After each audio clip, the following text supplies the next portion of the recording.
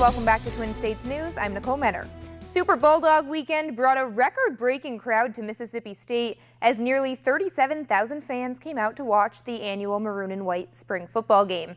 And as a first-year head coach, Joe Moorhead was impressed with what he saw.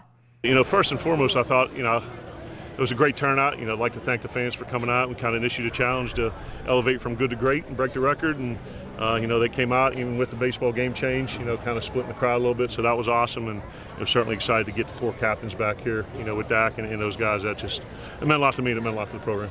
We want to come out and talk about our spring goals, and we want to make sure that, we were teaching the offense, defense, and special teams.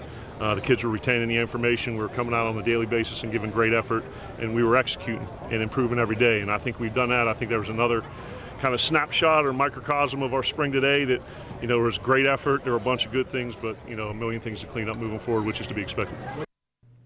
Keeping with Super Bulldog weekend, the Mississippi State baseball team had a super weekend themselves, taking on Arkansas in an SEC series that featured a doubleheader on Saturday. And the Dogs got things done in sweeping fashion. Ethan Small set the tone in Game 1 on the mound, striking out 6 and allowing just 1 run while working through 6 innings.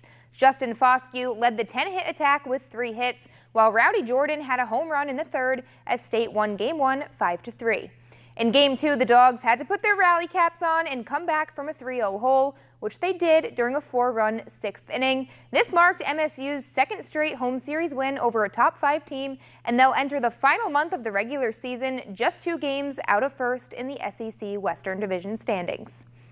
Feels great, that's the difference between winning team and losing teams. It seems like all year our problem was timely hitting, and when it shows, we just swept Arkansas. And we're definitely moving in the right direction, and we need to keep doing that. Over the weekend, the New Orleans Pelicans did what nobody thought they could do. They swept the Portland Trail Blazers in round 1 of playoffs, marking the first ever sweep of an NBA playoff series for the Pelicans franchise. But knowing they were on the verge of being eliminated, the Trail Blazers didn't go down without a fight. In the 3rd quarter, the Pels were up by as much as 15 points, but Portland was able to cut that down to just 1 in the 4th. And that was when the Pelicans came out with a vengeance. As Anthony Davis and Drew Holiday teamed up to take the game back, the two combined for 88 points in Game 4, 47 coming from AD and 41 from Holiday, each of them scoring more than anyone else during New Orleans' playoff history. The Pels win it 131-123 and will advance to round 2. We knew that this game was going to be extremely hard. It doesn't really matter. You can play any kind of way you want to, but when you play a team in this league and when you play a team that has guys like, Dame and CJ and Aminu and guys like that on the team, they still have pride and they're still going to go out and compete at the highest level.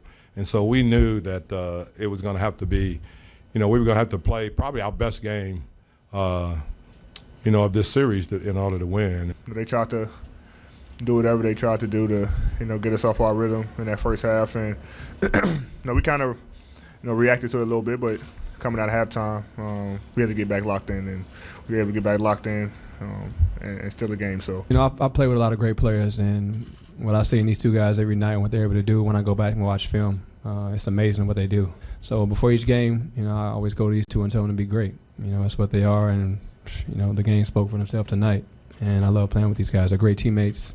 They're great people off the court, and they made the game easier for me. The Pelicans are going to be dangerous. Yes. Drew Holiday looks like a little kid in there.